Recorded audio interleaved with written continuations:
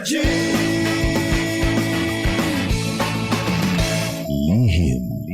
ng liham.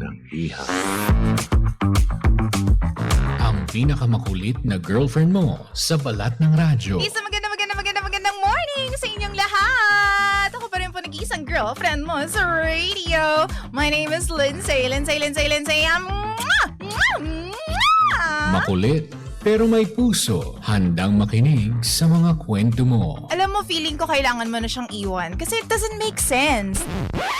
Ang kwento sa lihim ng liham.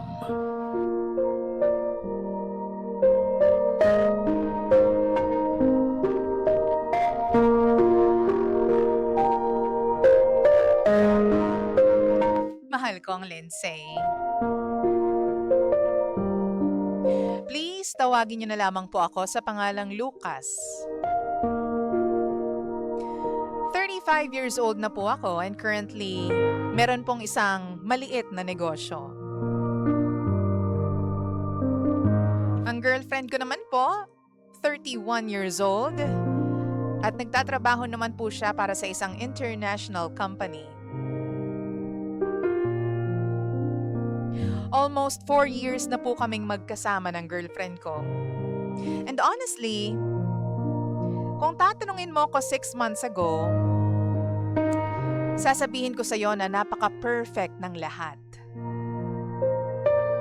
Napakasaya namin at wala kaming problema. Nagsimula ang lahat bilang magkaibigan. Bago pa kami naging romantic sa isa't isa. Nagkaroon po kami ng magandang pundasyon sa relasyon. At dahil dyan, simula pa nung umpisa, naramdaman kong secured ang relationship namin. Palagi naming naiintindihan ang damdamin ng isa't isa, lalong-lalo na ang aming personalities. Nire-respeto rin namin ang space ng isa't isa at napakadalang po naming magkaroon ng away. Kahit stressful ang trabaho namin, palagi kaming nakakahanap ng paraan para magkabati at magkaintindihan. Over the years, nagkaroon na kami ng routine together. Kapag weekends, magkasama kami, nagtatravel kung saan-saan. Pati milestones, magkasama rin kami. Palagi naming sinusuportahan ang career ng isa't isa kahit pa may mga pagkakataon na nagbabago ito. Wala na rin kaming problema sa pera.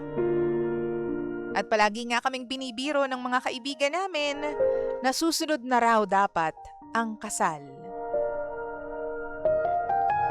Ang nakakatawa dito, palagi naming pinag-uusapan ang aming future. Palagi naming pinag-uusapan kung saan kami titira, kung ilang anak ang gusto namin, at kung anong klaseng buhay ang gusto naming gawin together. Pero pag binabalikan ko ang lahat, karamihan sa mga usapan namin, DJ Lindsay, ay nagtatapos sa mga salitang balang araw. Kapag binigay na ni Lord sa tamang oras. Or, balang araw malalaman din natin ang sagot. Yan palagi yung mga pinupuntahan ng usapan namin. At somehow, naging komportable ako sa ganong sagutan. To the point na hindi na ako nag-exert ng effort, hindi na ako nagpaplano, at hindi na ako nag-iisip.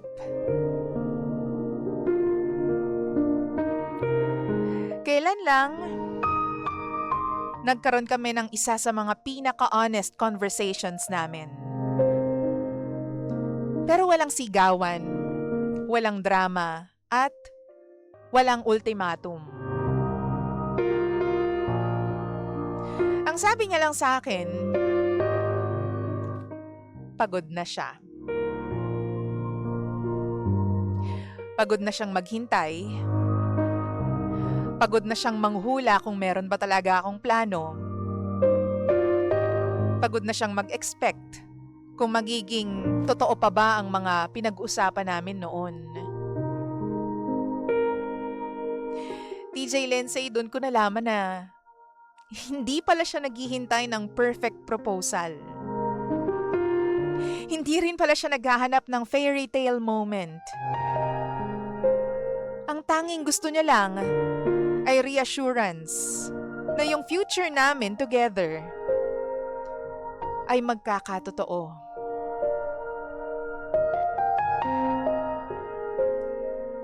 Para akong pinako sa kinauupuan ko noon.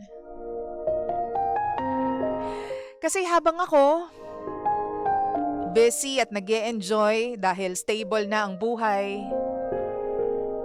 ko at buhay naming dalawa, siya pala nag-iisip kung meron pa bang iaangat ang aming future. Kung paano kami mag-move forward together. Habang ako kampante dahil wala kaming problema, siya pala unti-unti nang nawawala ng kumpiyansa na meron talaga kaming patutunguhan.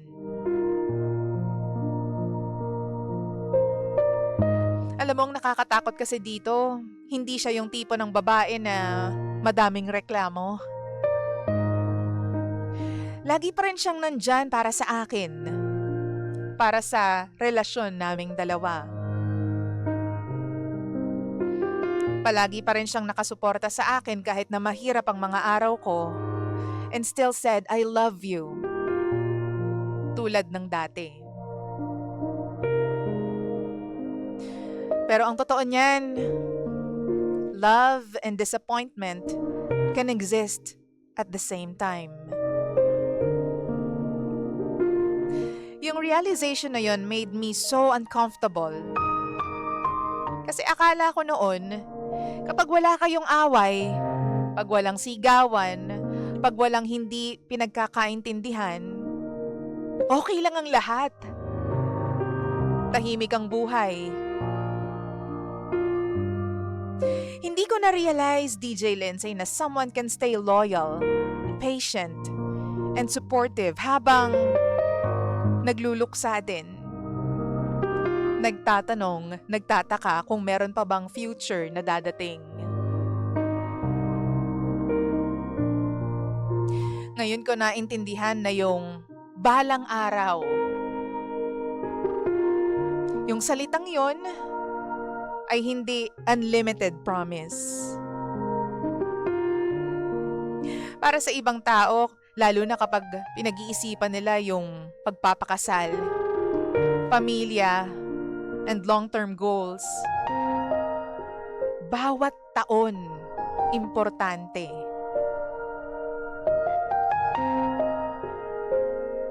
At minsan, yung mga pinaka-understanding na tao, hindi naman sila umaalis dahil hindi na sila nagmamahal o wala na silang pagmamahal sa atin. Umaalis sila dahil sa pagod. Sa pagod ng paghihintay kung meron pa bang future. At kung kailan natin titigilan yung salitang someday para magkatotoo ito at para mangyari na. Hindi yung puro plano lang.